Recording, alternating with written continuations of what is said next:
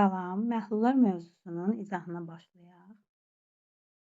Demək, burada şəkil görürsüz. Şəkildə nə var? Həlledici, yəni su və xörək duzu həll olan.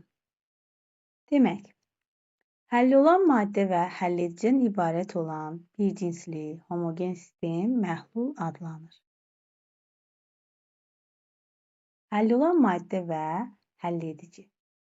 Mütləq hər ikisi olmalıdır. Həll olan maddənin miqdarından asılı olaraq məhlulların bir neçə növü var. Bunlar hansılar? Birinci, doymamış məhlul. Sabit temperaturda həll olan maddənin yenidən müəyyən miqdarının həll ola biləcəyi məhlul doymamış məhlul adlanır. Yəni, misal üçün, həmin o məhlulda həlledici və həll olan maddə var və ona biraz da həll olan maddə əlavə eləyə bilərik. Demək ki, bu məhlul doymamış məhluldur. Doymuş məhlul. Sabit temperaturda həll olan maddənin yenidən müəyyən miqdarının həll ola bilmədiyi məhlul doymuş məhluldur. Burada isə artıq həlledici və həll olan var. Yenidən ora həmin o maddədən əlavə etmək mümkün deyil sabit temperaturda. İfrat doymuş məhlul. Doymuş məhlulu qızdırıb əlavə maddə həll edərək temperaturu ilkin vəziyyətə gətirdikdə alınan məhlul isə ifrat doymuş məhlul adlanır.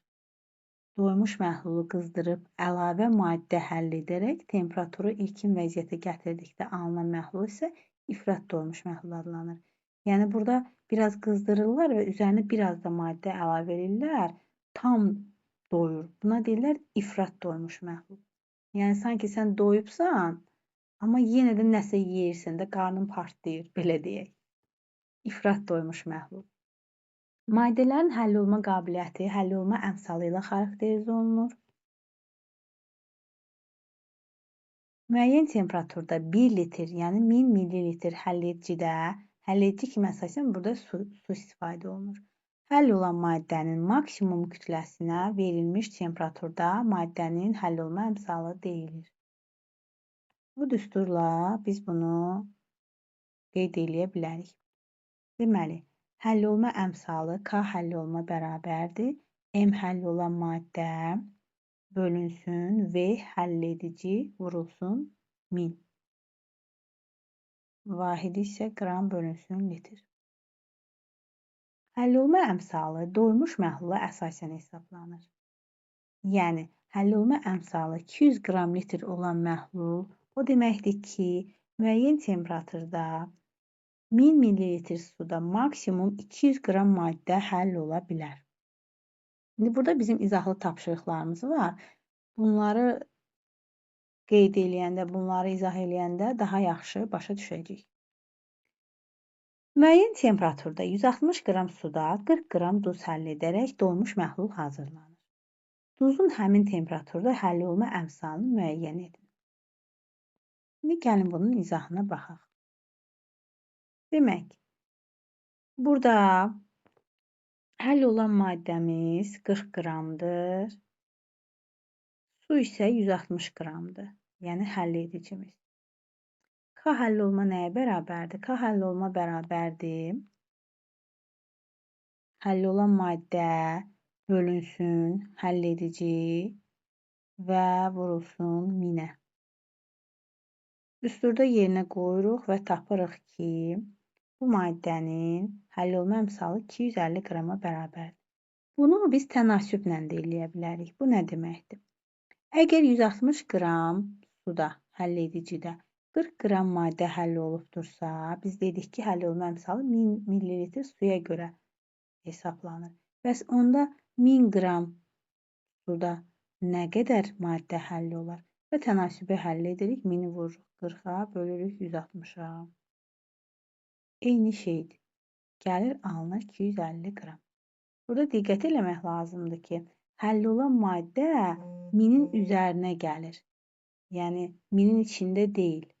Ona görə də misal üçün biz burada dedik 160 qramda 40 qram duz həll olundu. Burada biz 160-ın içində 40-ı götürmürük. 160 qram həll edicidir, 40 da həll olan maddədir. Minə nəzərən götürəndə də min həll edicidir. X də orada həll olan maddədir. Buna nəzərən biz hesablayırıq.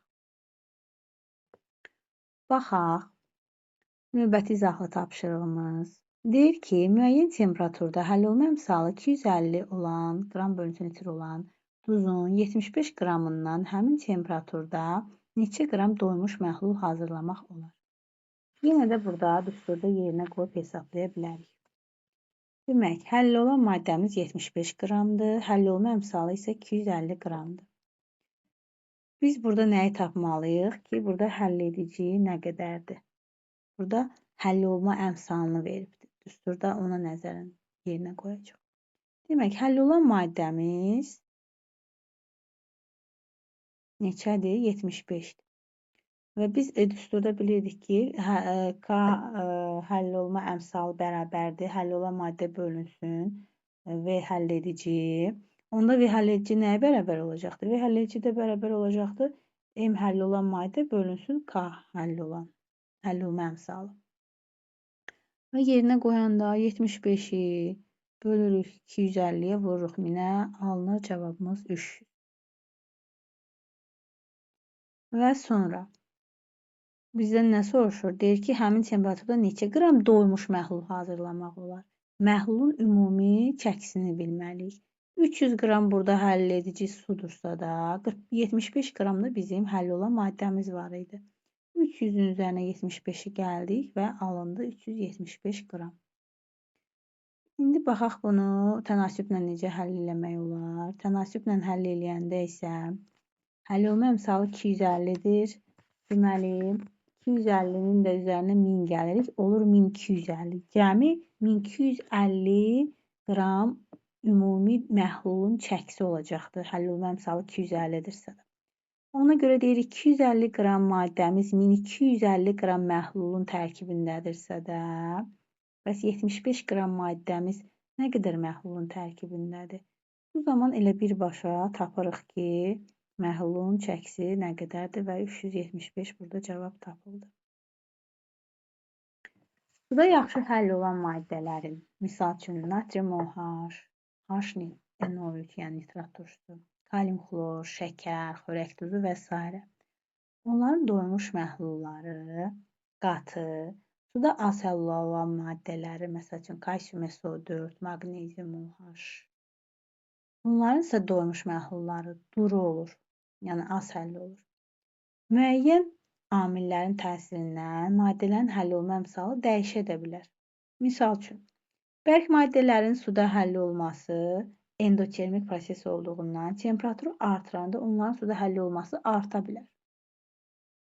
Qazların suda həll olması isə ekzotermik prosesdir. Temperaturu artıranda onların suda həll olması azala bilər.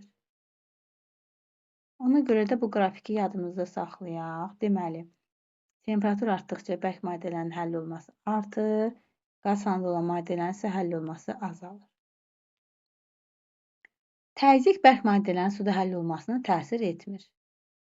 Təzyiqi artıranda qazların suda həll olma əmsalı isə artır. Azalanda isə azalır.